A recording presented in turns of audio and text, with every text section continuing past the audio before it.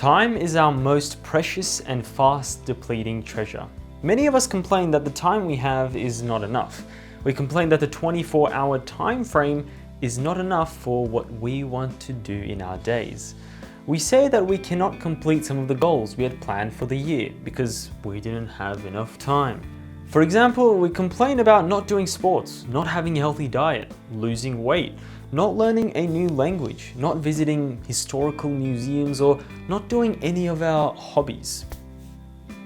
Alright, so do we really have no time, or do we just not know how to use it properly? Let's ask ourselves this question. How do we evaluate our day from waking up in the morning to going to bed at night? We wake up in the morning and go to school. What do we do after school? What do we do after any activity? The most crucial question is, how do we consume our free time? Answer these questions. How much time do you spend on anything in your life? The trick to using our time correctly is doing the right thing at the right time. The night is for sleeping and the daytime is for action. In order to bless our time, we must first protect our physical and mental health. For this, we need to get good sleep.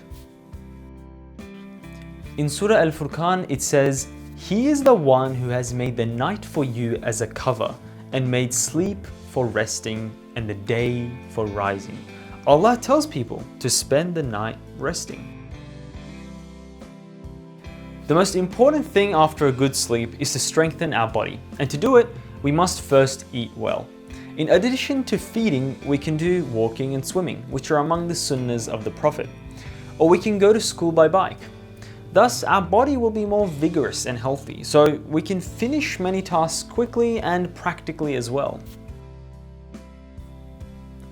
The golden rule of using time correctly is to do the right thing at the right time, as we said. A student who is not sleepy listens to the lesson better and does not spend more time on the same subject again. It's not just about being sleepless. We should stay away from many things that distract us during class time. If necessary, we should use the lesson time correctly by taking notes so we don't waste time on those topics again later on. Therefore, we can get good grades in our exams because we had focused in our classes. Aisha enjoys listening to music, walking, painting, and cooking with her friends. 8 hours of sleep is enough for her. Social media takes a lot of her time. She wants to learn Korean, however the time is just not enough. Ali enjoys playing football, hiking, and going to the cinemas. 7 hours of sleep is enough for him. He spends a lot of time on social media. He does not have any time for his biggest dream of learning Spanish. So, do they really not have enough time?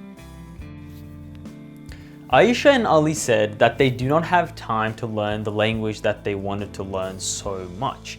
So let's figure out together whether they have enough time or not. Ali and Aisha spend a certain amount of time on social media every day, right? What if they only dedicate half of that time to learning a language? Or if they follow an account on social media that teaches that language and set aside a certain time every day to study it, will they then have enough time to learn that language? Yes, just by being away from social media 30 minutes every day, which is useless and meaningless to them, they will devote 210 minutes a week to learn that language. Imagine repeating this for a long period of time. Congratulations on the new language you've learned. Ask yourself the question, how much time do I spend on what? How can I exchange my spare time with meaningful things? Or how can I make better use of my day? If I get up a little early, may I save myself some more time? Now let's think about how we can all use our time well. First of all, you are the person who knows you best. Every person's body needs different sleep and food. First of all, get your sleep pattern and diet in order. Then, subtract the times you have to work, at school, and the times of prayer and other worship. Then, calculate the time remaining for you. Now think about your unnecessary activities that you spend time on and calculate the time you devote to these pursuits. How much time is wasted in a day?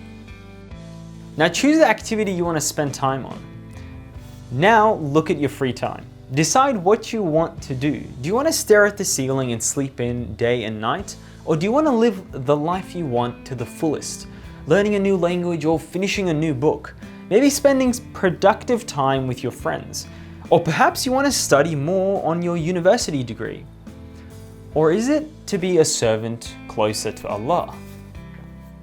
Islam has divided life into parts. Islam wants us to worship, rest, pursue our sustenance, and spend time with our family.